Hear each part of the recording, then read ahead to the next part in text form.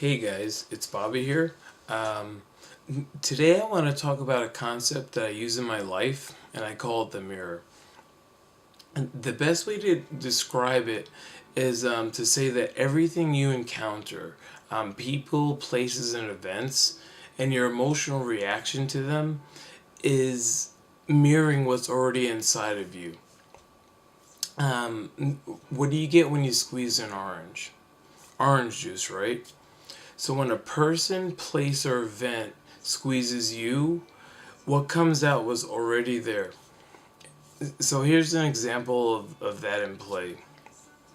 Um, there's guy number one and guy number two, and they're walking down the road in the same direction, but they're about a quarter mile apart. And there's a man walking in the opposite direction towards them. So guy number one, sees him and says hi. And the man doesn't say anything, kind of gives him a dirty look. And guy number one is thinking to himself, man, like, what an asshole. What did I do to deserve that reaction? So he keeps walking. Guy number two, eventually sees the man and does the same thing. He says hi, and the man doesn't say anything, but just kind of gives him a dirty look. But guy number two, he kind of thinks to himself, man, that guy must be having a bad day. Like, I really hope his day turns around. It's not about me, it's something wrong with him. So, what do you think the difference is between guy number one and guy number two? Well, with guy number one, that man's reaction triggered an anger inside of him. You can say, like, he pushed his anger button. For guy number two, he didn't really have that anger button, so he acted with compassion.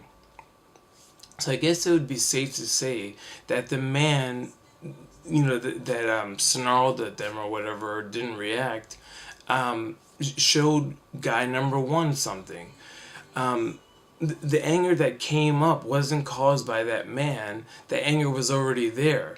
That man's reaction just triggered it inside of number one. So he pushed his buttons. So you can say he mirrored the anger that was already inside of him. Because the anger was already there, just mirroring. It's kind of like like a real mirror. Like, you might look in the mirror and see, like, like, I don't have this problem, but you might see, like, your hair is messed up, so you might, brush it to make it look good.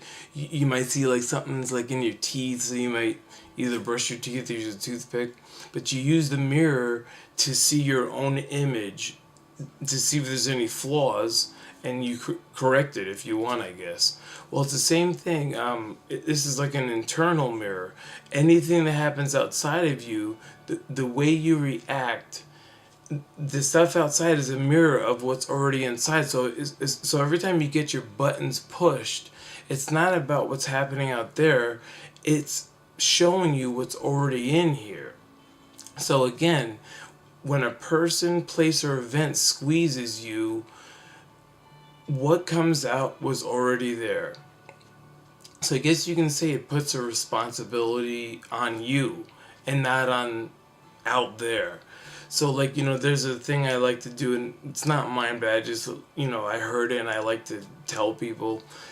Like, every time you point your finger at someone and blame, or something and blame, there's three fingers pointing back at you, meaning threefold your responsibility.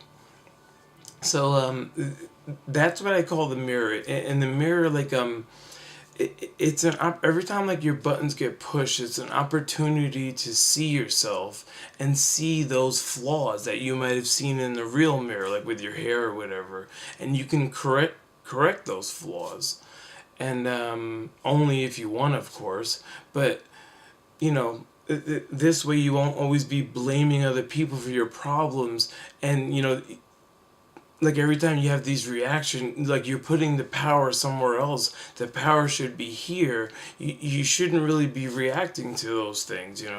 Oh, I guess you can react in compassion instead of, like, a negative emotion. So if you want to release yourself from negative emotions, this concept of the mirror is a great tool to use, and I use it every day in my life. And every time I get angry or I get upset or sad at something that happened outside of me, it could be in my job, it can be whatever, in your family life, love life. Um, it's not about what happened out there, it's your reaction to it. So, and I always say to myself, what is it about me?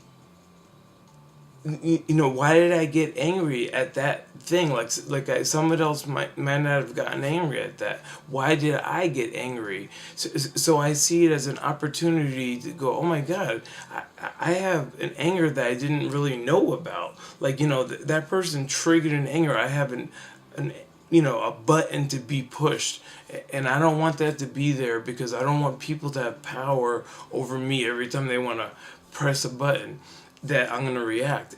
And the fact is, most of the time, they're not even trying to push your buttons. It's just the way the world works. Like they're mirroring you and you're mirroring them, and it goes hand in hand. So I'm gonna let that soak in. I hope this in some way helps you in your life. But I'll let that soak in for a while, and if you have any questions, you can email me at iameverglow@gmail.com. I welcome any and all questions, and it actually helps me. It helps with the flow of information come, and when I get asked questions, like, things just come out. So any questions you have, again, it's iameverglow@gmail.com, and don't forget to press that subscribe button. Okay. So I'll see you next time, and I hope this helped. See you later.